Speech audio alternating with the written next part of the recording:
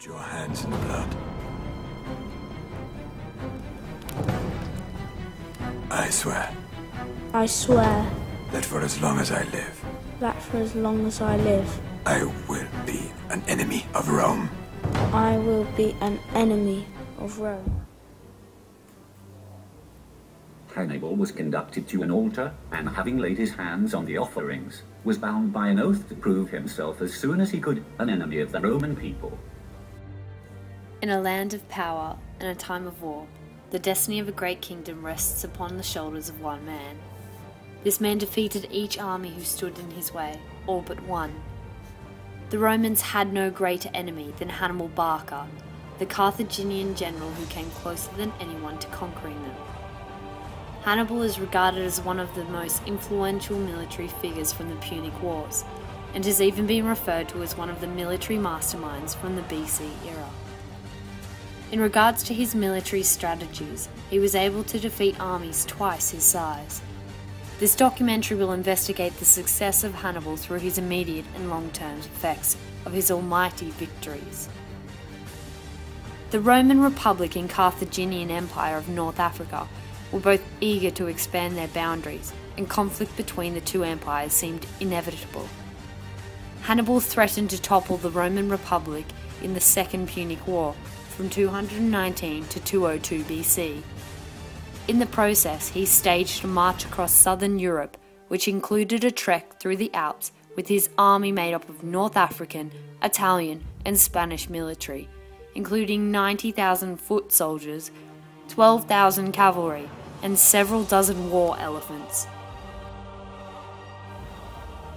Hannibal excelled as a tactician. No battle in history is a finer sample of tactics than Cannae, but he was yet greater in logistics and strategy. No captain ever marched to and fro among so many armies of troops superior to his own numbers and material as fearlessly and skillfully as he. No man ever held his own so long or so ably against such odds. The Battle of Cannae allowed Hannibal to display his most brilliant of strategies against the Romans. Although Hannibal had an army of half the size of his opponents, 70,000 Romans were killed, 10,000 taken prisoner, and it was one of Rome's biggest defeats and Hannibal's greatest victories. Hannibal defied all their efforts to drive him from Italy for half a generation. As a soldier, in the tolerance he presented to the most determined of foes, and in the faithfulness he exhibited under the bitterest adversity, Hannibal stands alone and unequalled. The formation of his army was visually obtuse. It was only once the battle had commenced that Hannibal's foresight manifested itself around the surrounded Roman soldiers and generals, many of whom escaped from the conflict at first opportunity.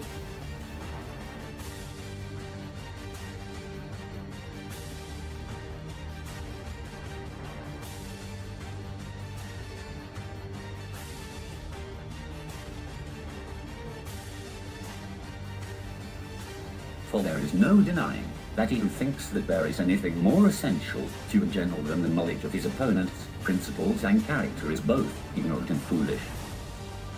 Which demonstrates Hannibal's most valuable trait, his military mind.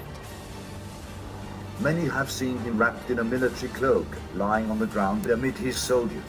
His dress was not at all superior to that of his equals,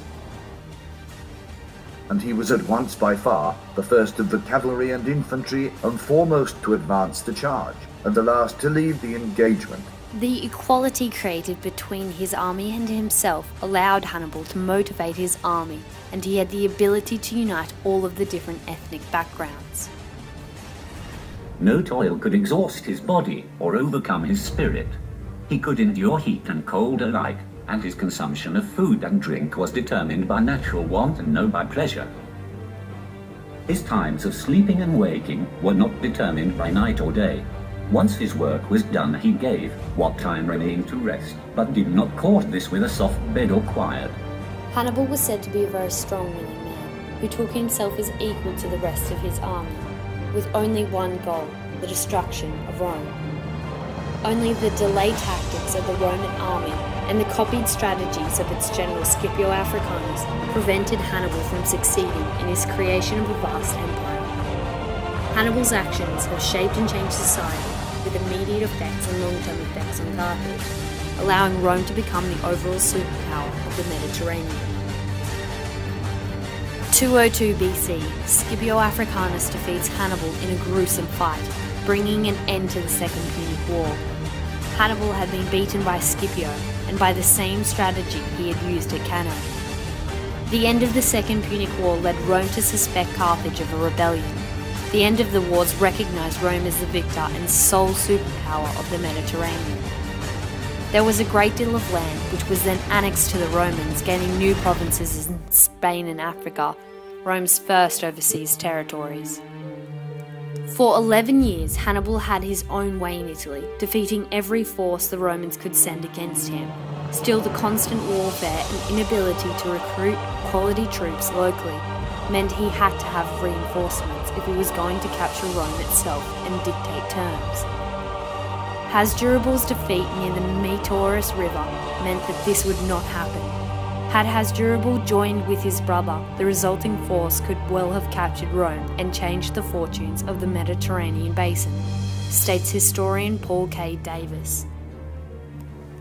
This then raises the question of what if Rome had not won, if Hannibal had been given reinforcements from other nations and Carthage, if he had stormed Rome and become ultimately the ruler of the Mediterranean and perhaps beyond. If Carthage had won, then there would have been the growth of the Carthaginian Empire. Today, Latin heavily influences language, therefore we would most likely have the equivalent of the Carthaginian language of African or Spanish. The expansion of Rome led to the creation of its architecture, and ultimately its influence on today's buildings. Christianity and its spread as a religion would have been affected. This would have suffered because Carthaginians worshipped Baal, denounced by name in the Old Testament. Hannibal's skills and tactics were still being discussed by many military scholars today. Although it is impossible to go beyond to say what other changes we would see over the 2,000 odd years, would Carthage have withstood against the Persian Empire? There are too many variables to consider. The result of the Carthaginian government's failure to support Hannibal resulted in Hannibal's army consisting of roughly 26,000 men. In comparison to 750,000 men that Rome were able to utilize. In spite of Hannibal's great victories at Trebia, Trasimene and Cannae, he was unable to destroy the Roman power. Failure by Carthage to effectively deploy its forces was a further factor, which prevented a Roman defeat. The forces they did send from Carthage were dispersed to cities irrelevant to Hannibal's quest, and several forces did not even reach Hannibal at all. While there has been justifiable criticism of Hannibal's military generalship because of his ultimate failure to defeat the Romans, it can be seen that his failure stemmed from circumstances beyond his control, and not as a direct consequence of his ability as a military commander. The name Hannibal struck fear into the Romans for generations, both during his distinguished military career and even after his death. His military genius and his ability to bring together diverse groups of people enabled him to become such an influential strategist, not only affecting Carthage, but also affecting society today as a whole. Hannibal's brilliant strategic skill, daring nature, and ability as a leader has seen him fairly placed as one of the world's greatest military commanders. Hannibal's ability to lead men from different races and win resounding victories, despite coming up against a significantly larger Roman army, has resulted in him leaving a substantial legacy.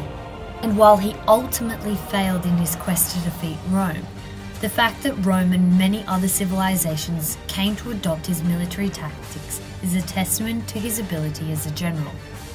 Hannibal helped shape the ancient world and has continued to significantly affect the modern world, leading to his becoming one of the world's most brilliant military commanders. I will either find a way or make one.